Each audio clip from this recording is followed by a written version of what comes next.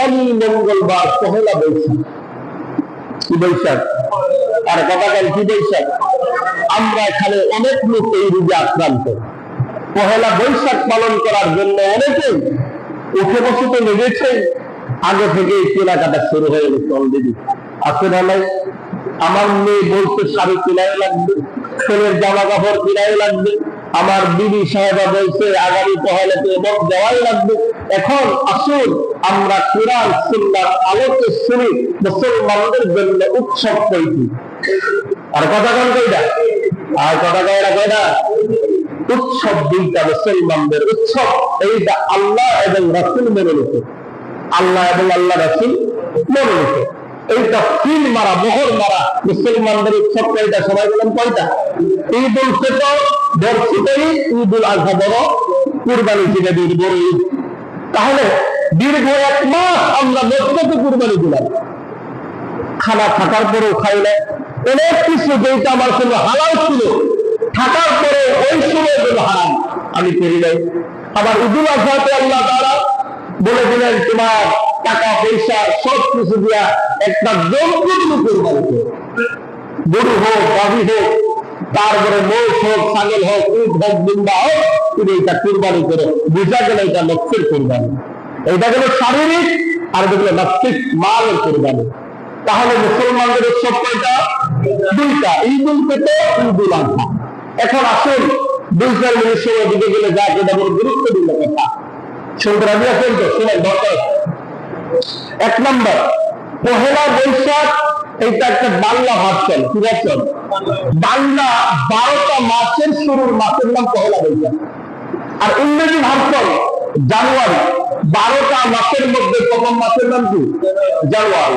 তদ্রুপ ভাবে আরবি মাসের মধ্যে সর্বপ্রথম মাসের নাম মুহররম। কি নাম? এখন বলেন যেখানে এমন কয়টা লোক আছেন আমি তার কিছু পুরস্কৃত করবো, কয়েকজন লোক ব্যতীত এমন কোন লোক এখানে আছেন যে হুজুর 12 মাসের আর দুটো নাম বলতে পারবেন? নাই, হাজারে খুবই কম, কারণ ওইটার মধ্যে রাস্তা সে যায় না। তাহলে আসুন আমরা বাংলাও পাইলাম, আরবিও পাইলাম, ইংরেজিও পাইলাম। এখন এই পহেলা বৈশাখ, এই পহেলা বৈশাখ আমাদের ভিতরে আগমন করলো 1980 সালে। 1980 সালে কেমন ভাবে প্রথম চললো রমনা পার্ক। কি পার্কে? ঢাকা রমনা পার্কে জানলেন অনেকে আসল গেছেন। এই রমনা পার্কে আল্লাহর এই বুজুর্গের নাম বলবো, আল্লাহ মাফ করুক তাকে।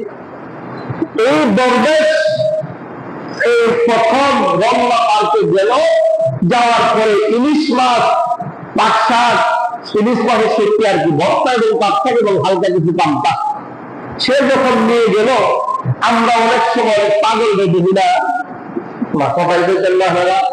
পাগল যায় যদি আপনি দেখেন দেখে এই অবস্থা উল্টাপাল্টা কাপড় দিয়ে রাখছি, তাহলে মাটি দিয়ে খাইতেছে অনাহলে নিজের ভিতরে একটাই লাগে যদি আমরা দেখে আসি। এখন এই পরিবেশে কাজ দিকে করতেছে, এখন এই কৃষি পরিবেশে দেখতে গেছে, আর দেখতে গেছে তো কালার পাচ্ছে, তখন কেটে চলো করো। এইটা করার কারণে আমাদের ভিতরে কিছু জিনিস পরিবর্তন হতো। বলে 1 নম্বর কি? বলে 1 নম্বর পরিবর্তন হইলে আমরা আজকে ইলিশ মাছের সত্যি ভর্তা, পাট শাক ভাজি আর পান্তা ভাত যদি খাই, আমাদের পেটের যত জ্বালা নিবারণ দূর হয়। বলেন তো এই ইলিশ মাছ, পান্তা ভাত আর পাট শাক আমরা নিরাময় করতে পারে?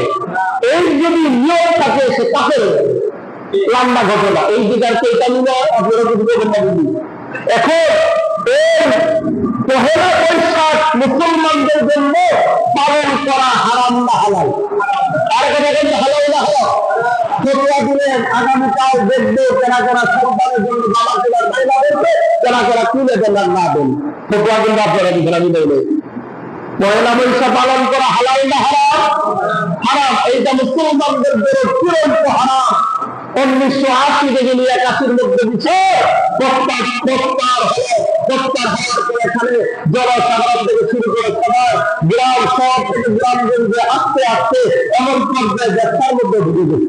বলে কি বলে পহেলা বৈশাখের দিন যদি বাকি দেও তুই সংস্কার করে খাওয়া, তো যদি বাকি দেয় সারা বছর বাকি যাবে, সারা বছর এই পহেলা বৈশাখে যদি পাল্টায় মিশ্রা খাও বছরে আর লিখে দিয়ে দিতাম। এই পহেলা বৈশাখে তুমি যদি সেই চাহিদা না করো তাহলে তোমার সুদের বিফল শুরু হলো কিনা, কথা বলা শুরু হলো কিনা। এইটা আস্তে আস্তে কাপড় সুদের আসা শুরু করলো। কাপড় দেখবেন আপনার আমার মেয়ে ছেলেরা যে কাপড় গুলি করে, ঠিক না? আল্লাহ এইটা মুখে করা অবলম্ব মহাত্মা যারা ওনারা বলেন মুসলমানদের জন্য উৎসব বৈশাখ, কিন্তু এখানে বড় বড় চান্দুরা যদি দেওয়া খণ্ডিত করছেন না বললে না, তারা ডাক দিয়া বলল মুসলমানদের উৎসব কয়টা? দুইটা। হিন্দুদের উৎসব তো আছে, কিন্তু বাঙালি, আমরা যেহেতু বাঙালি জাতি, আমাদের হিন্দু নাই, বৌদ্ধ নাই, খ্রিস্টান নাই, মুসলমান নাই, সবাই মিলে আমাদের আরো একটা উৎসব করলেন। আমাদের উৎসব তো আল্লাহ বর্ণিত, তাহলে হিন্দু অন্যান্য ধর্মের মধ্যে মিলায় আরো একটা 3 নম্বর উৎসব আমাদের বানায় দিল। এইটা কি মুসলমানরা মানতে পারবে? আমল করতে পারবে? বেঈমান হয়ে যাবে। এর জন্য সরকার বলেন কুল্লু বিদআতিন দালালা, প্রত্যেকটা বিদআত গুমরাহি বা সভ্যতা। তাহলে বোঝা গেল আমাদের সরকার মহলে যারা বর্তমান বছর আপনার দেখবেন তারা বিশাল বড় বড় মিডিয়া বলবে আমরা বাঙালি জাতি, এসে সবাই ধর্ম বর্ণ ভুলে গিয়ে সবাই এসে আমরা রমনার পাশে বসে বেপত্তা হবে এরকম নোংরা কাপড় চোপড় করে পাল্টা ভাতের আমন্ত্রণ রইল, সবাই তোমরা আসো। বলবে কিনা? মাথাটা বলেন বলবে কিনা?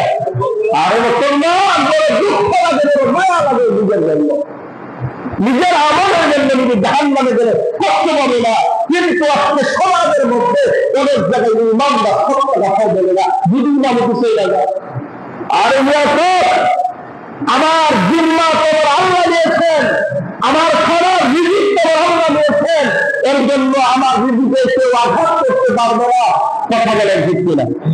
কারণ আপনি আমার রিজিক বন্ধ করার জন্য না, আমার রিজিক আমার মালিকের পক্ষ থেকে আমার জন্য সুনাম হয়ে গেছে। আমি কতদিন কি খাবো, কেমনে চলবো, 4 বছর খাবো, 4 মাস ধরে খাবো, আমার রোজ সেটা সুনাম করে দিয়েছে।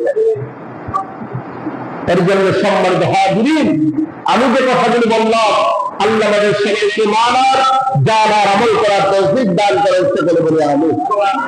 দয়া করে পহেলা বৈশাখ আমাদের যে 14 এপ্রিল রোজ মঙ্গলবার, দয়া করে আমরা আমাদের সন্তানগুলো আপনাদের গায়ে হাত দেওয়া বলি, দয়া করে বাড়িতে ব্যক্তির বাগানি বন্ধ করুন, আপনার সন্তানকে পহেলা বৈশাখী কাপড় থেকে বর্জন করুন, আপনার বাড়ি 19 সন্তান হিসাব আপনার সব কিছু বর্জন করে দেন। কারণ আপনি যদি ইসলামের পক্ষে থাকেন সন্তানগুলো ইসলামের পক্ষে চলবে, আপনি বিপক্ষে চলবেন, বড় দেওয়ার পর সন্তানগুলো বিপক্ষে চলবে, এই সন্তানগুলো বড় আমল করবে, আপনার খবরে যদি থাকবে।